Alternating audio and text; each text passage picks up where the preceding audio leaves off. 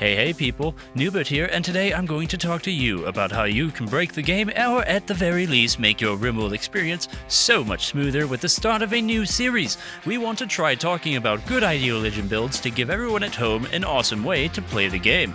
For those of you who don't know what ideologies are, we made a video on it a while back. If you want to watch that video, you can find the link in the description. Okay, you got all that? Good.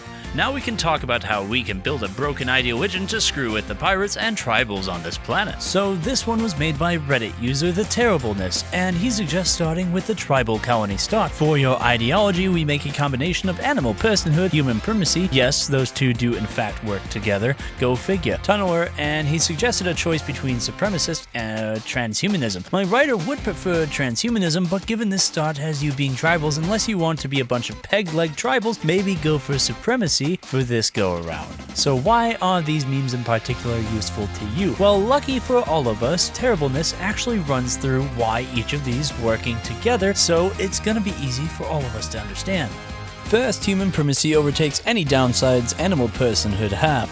Outside of being unable to bond with animals, you'd think that would be a problem, but trust me, the bonuses will make you happy for taking them. First, you get access to production specialists, the best person for construction and crafting, not only giving the pawn a boost in their production speed with the power to make other pawns work faster, but they have one of the most powerful buffs a pawn can get. They get a +1 to the quality of the item. That's right, if you have a level 20 crafter production specialist, it's possible to have legendary gear created without inspiration. Yeah, that alone is broken, but to quote a famous slogan, but wait, there's more.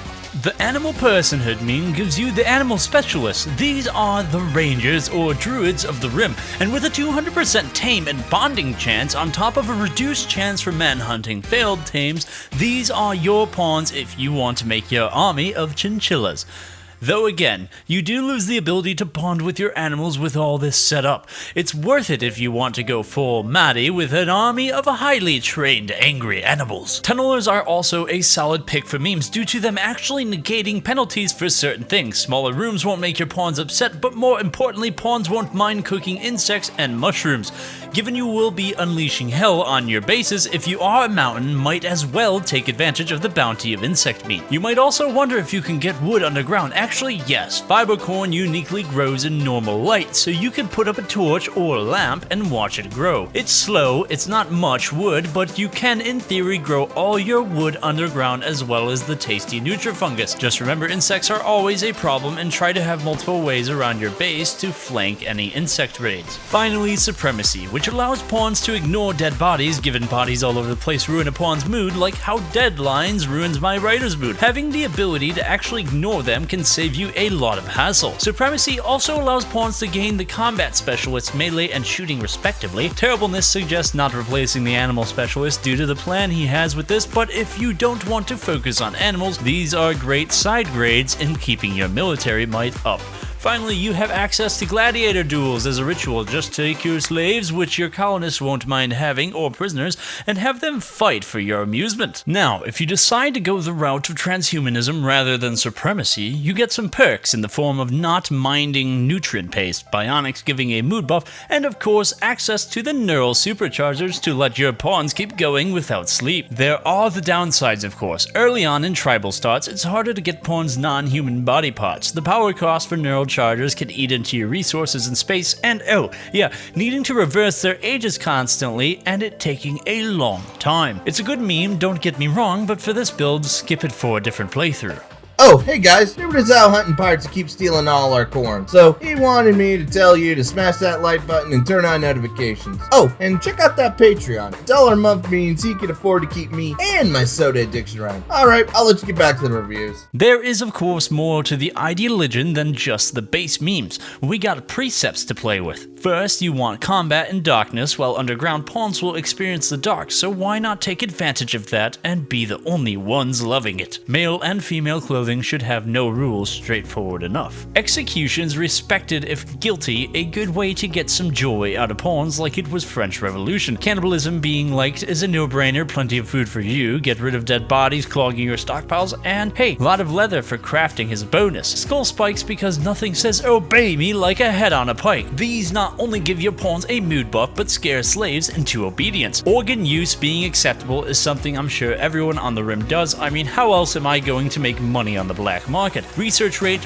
150 to quickly learn all the fun technologies. Slavery being honorable or acceptable so pawns don't mind having them around. Just remember, don't arm them unless you like rebellions. Finally, diversity of thought. If you go intense bigotry, you will have an easier time in the early, but in the late game, neutral is usually fine as you need to spend time getting pawns to convert before joining your colony. Go whichever way you want on this depending on your playstyle. For the final bits of your ideology, go through all the rules and make sure there are no clothing requirements for any of them. They really don't give any upside, and it's better to have the choice in what your pawns wear.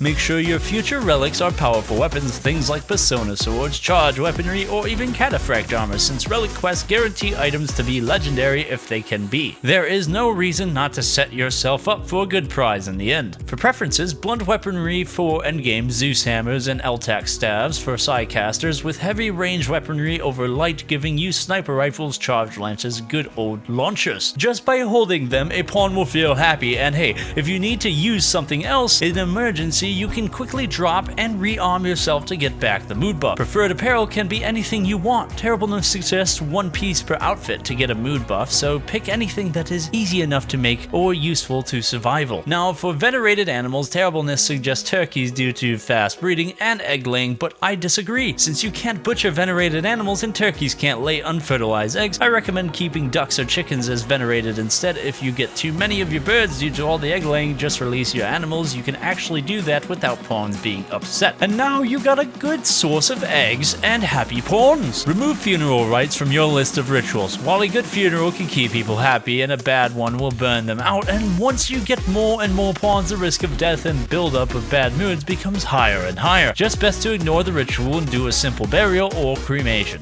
Finally, fill your rites with easy to do rituals like social festivals or sky lantern rituals. Have the reward be something useful like summoning venerated animals for more egg layers, new colonists, having insects push their jelly up to you and not kill you. Whatever you pick, as long as you fill out your rituals, you can always find a way to give a pawn a good time and get rewarded while doing this. So you got your Ideoligy set up. What do you do now? Well, play the game, of course. For your setup, since we are tunnelers, choose a mountain tile for your base and work on a standard underground base. I'm not going to go into the nitty-gritty, but do set up sealable rooms that are full of wooden furniture and or floors. Oh, and make Molotovs for this next trick. Something that had changed from Rimworld 1.2, insectoids are easier to tame and some can be full hollowing animals. All you need to do if you got an infestation is get everyone out of the area, seal off the rooms, and set fire to our present wooden furniture. Then once the bugs... Kirby, what are you doing? Then once the bugs pass out from heat exhaustion, open up the doors to vent the air outside. This is important now. You can rescue the animals, heal them, and then attempt to tame them, now that they are a little calmer. If you pull off this maneuver, you get a pretty tough animal companion for your underground base. Mega spiders and spillopedes can haul, while mega scarabs can only guard, just so you know. This is why you need the animal specialist with a 90% chance to tame. I have to admit, they are more useful in this situation, at least more than they were back in 1.2. As for everything else, just play the game how one would normally play, only in this case, just keep in mind your ideology and what keeps people happy. You don't have to worry about bedrooms, all you need is a 2x3 bedroom to put in a double bed for couples with a little space for heaters during those pesky cold snaps. Keep your legendary producing specialist busy on making the best weapons and armor to dominate and survive the Rim. And finally, let us know down in the comments what your best ideology is. I'm hoping to turn this into a real series where we can come up with some of the best ways to play the game together as a community. Oh, and one last thing I need to say.